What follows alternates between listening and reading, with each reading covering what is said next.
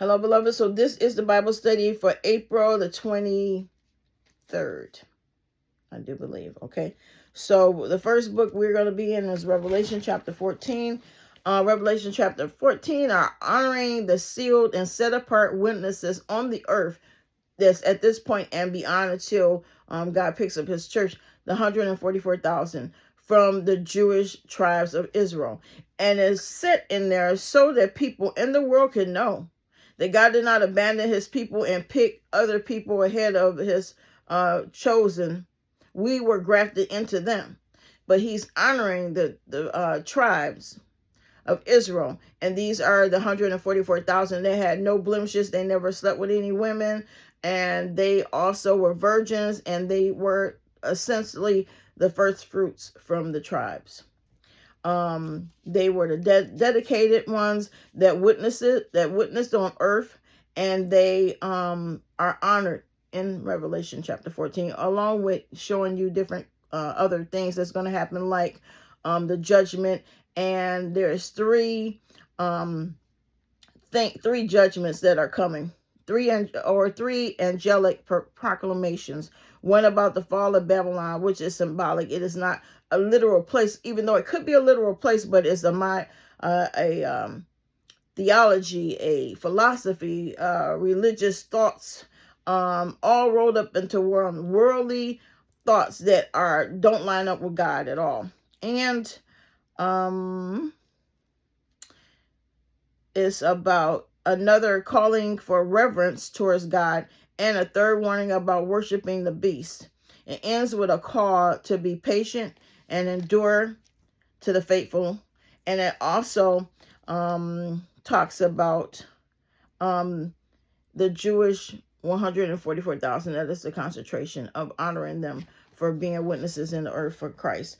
How it can apply to our life. It confirms God's sovereignty and encourages us to stay true to our values in God, even in a world who mocks it and criticizes you and it severely. Okay, let's go. Revelation 14. The Lamb and the 144,000. Then I looked, and there before me was the Lamb, standing on Mount Zion, and with him 144,000, who had his name and his father's name written on their foreheads. And I heard a sound from heaven like the roar of a rushing waters, and like a loud peal of thunder. The sound I heard was like that of harpists playing their harps, and they sang a new song before the throne and before the four living creatures and the elders. No one could learn the song except for the 144,000 who had been redeemed from the earth. Now, at this point, all of the believers had gone in, and also these were the faithful that went out and brought other Jews, first mission, and then other Gentiles from all of the countries and nations into the kingdom. That was their call to do. So this is an honoring of them in chapter 14. But in Romans chapter 11, it talks about already the Israel and the Jews that Jesus saved them after a whole long time of tribulation. And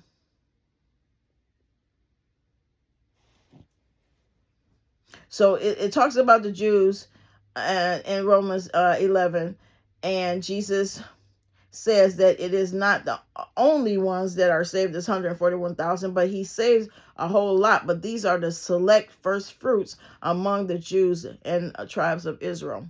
Hope I clarified all of that correctly. And these are those who did not defile themselves with women, for they remained virgins. They followed the Lamb wherever he goes. They were purchased from among mankind and offered as first fruits to God and the Lamb. No lie was found in their mouths. They are blameless and ministers into the earth to create a situation where God can save his people and help them to get to know and to reveal the Messiah or the Mashiach. The three angels. Then I saw another angel flying in midair, and he had the eternal gospel to proclaim to those who live on the earth, to every nation, tribe, language, and people. He said in a loud voice, fear God and give him glory, because the hour of his judgment has come. Worship him who made the heavens, the earth, the sea, and the springs of water. A second angel followed and said, fallen, fallen is Babylon the great, which made all nations drink the maddening wine of her adulteries. This Babylon is not literal, again, a literal place. It is a mindset. It is a theology mixed with politics and religion somehow. And it is that people are drinking the Kool-Aid, which if you watch the news and many YouTubers or Facebookers who spread a lot of things that lead you away from God into hatred, into a lot of violence. This is what they're talking about. This thing is going to get worse. A third angel followed them and said in a loud voice, if anyone worships the beast in his image and receives his mark on their forehead or in their hand. And I wanted to know, what does the forehead represent? It represents a mindset. And the hand represents in this, they receive it in their forehead and or hand. Hand means actions that you have done in the earth, in this idolatry, in this mindset. And this way of thinking, it's like a form of antichrist in your mind and your actions, whether you support certain people or actions in your hands, or you go on these marches that are hateful and you're protesting something that God did not tell you to be a part of. These are the things they're talking about in your mind, forehead, hand, action. Okay, so let me see if I can get back to it. They too will drink the wine of God's fury, which has been poured full strength into the cup of his wrath.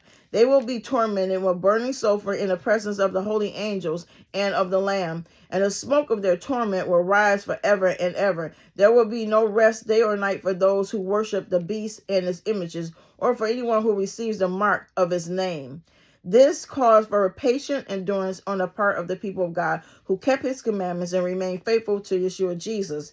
Then I heard a voice from heaven saying, write this, blessed are the dead who die in the Lord from now on. Yes, says the Spirit. They will rest from their labor, for their deeds will follow them. Harvesting the earth and trampling the winepress. I looked, and there before me was a white cloud, and seated on the cloud was one like a son of man, with a crown of gold on his head and a sharp sickle in his hand. This is talking about Yeshua Jesus. Then another angel came out of the temple being God's throne, and called in a loud voice to him who was sitting on the cloud, take your sickle and reap, because the time to reap has come, for the harvest of the earth is ripe. So he who was seated on the cloud, Jesus, Yeshua, swung his sickle over the earth, and the earth was harvested. Another angel came out of the temple, or God's throne in heaven, and he too had, or the holiness of heaven, with a sickle. Still another angel who had charge of the fire came from the altar and called in a loud voice to him who had the sharp sickle, take your sharp sickle and gather the clusters of grapes from the earth's vine, because its grapes are ripe, and the grapes are people. The angel swung his sickle on the earth, gathering its grapes, and threw them into the great winepress of God's wrath. They were trampled in the winepress outside the city, and blood flowed out of the press, rising as high as the horse's bridle, for a distance of 184 miles. But in the Bible, it says for a distance of 1,600 stadia. Stadia in today's measurement is miles. Well, not miles, because it's 1,600 stadia altogether. In that measurement today, it is 184 miles, which were compared to a stadium, a Roman stadium. All right. So this represents judgment. So on one hand, there is Jesus with the sickle, and the other one, there is an angel with the sickle coming from God's throne place, the holiest of holies over here. So at the end of the day, we got to get ourselves together. We got to decide whether we want to be in the mindset of all of this. You have a right to your body. I can give an abortion, which is killing somebody. Okay. Now, if you already did it, God, repent. God already forgave you. forget about it. But I'm talking about this common day mindset and this mindset of all these other things in the media. Get right with God, make your garments clean, and let God have his way. All right, God bless you guys. Have a good day.